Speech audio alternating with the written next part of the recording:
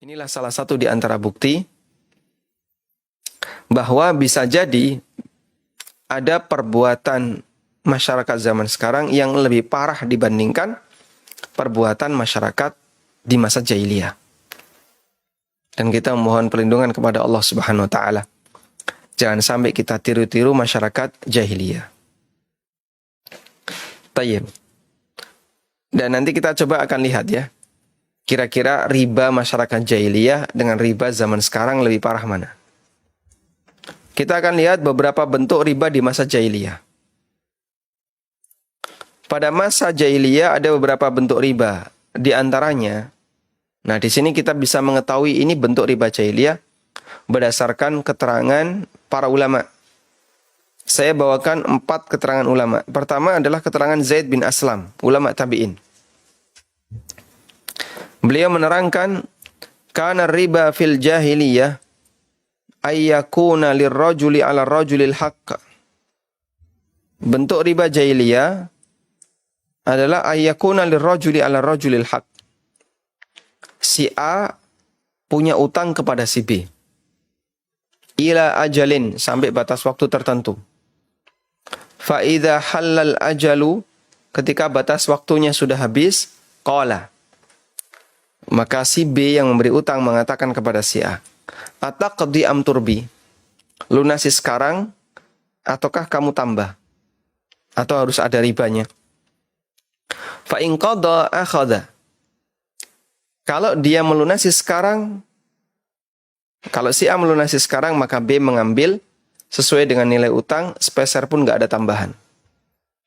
Wa illa, jika tidak lunas sekarang, zadahu fi haqqih, maka nilai utangnya ditambah, wa akhara anhu fil ajal, dan batas waktunya ditunda.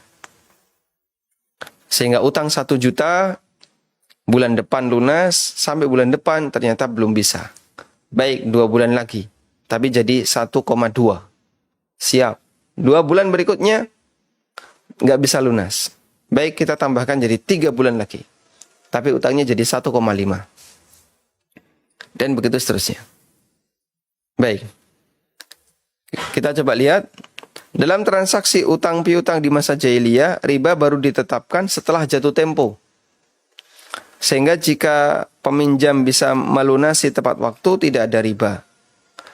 Mereka memahami orang yang berutang sedang membutuhkan,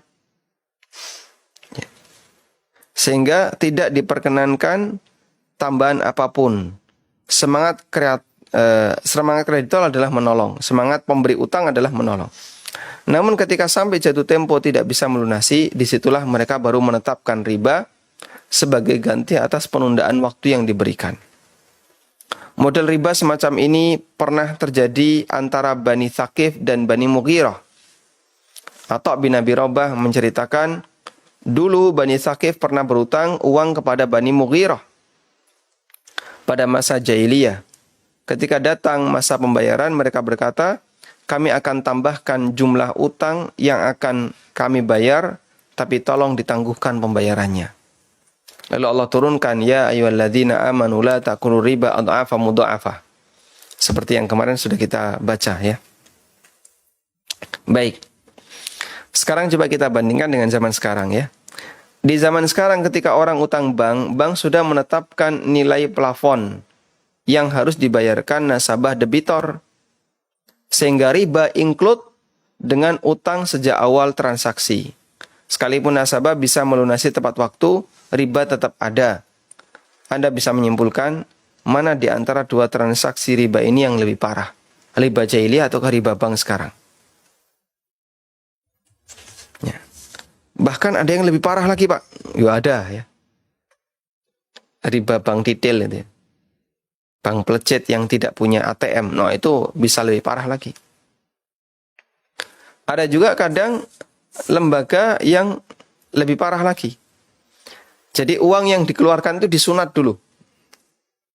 Misalnya utang 100 juta. Yang cair berapa? 95.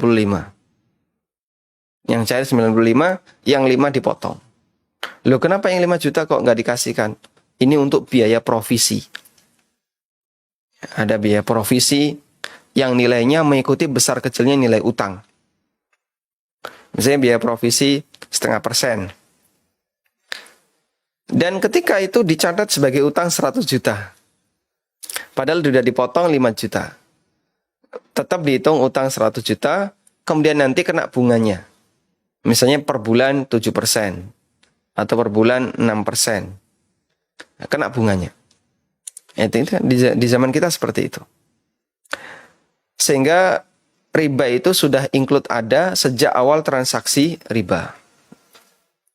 Baik, meskipun kalau kita perhatikan praktek riba jahiliyah sebagaimana yang diceritakan oleh Zaid bin Aslam ini sama seperti kartu kredit ya. Persis seperti kartu kredit. Kalau Anda mengambil kartu kredit kemudian narik kredit, maka Anda berutang ke bank. Yang terjadi bagaimana? Jika nanti Anda tidak bisa membayar tepat waktu, barulah kena penalti. Kalau bisa membayar tepat waktu, nggak ada tambahan. Ya, mirip seperti riba jahiliyah. Makanya praktek riba jahiliyah yang diceritakan Zaid bin Aslam, di sini ada dua penerapan. Pertama, dia sama seperti kartu kredit. Di situ ada riba jahiliyah. Yang kedua, ada riba di zaman sekarang yang lebih parah dibandingkan riba jahiliyah. Wallahu a'lam.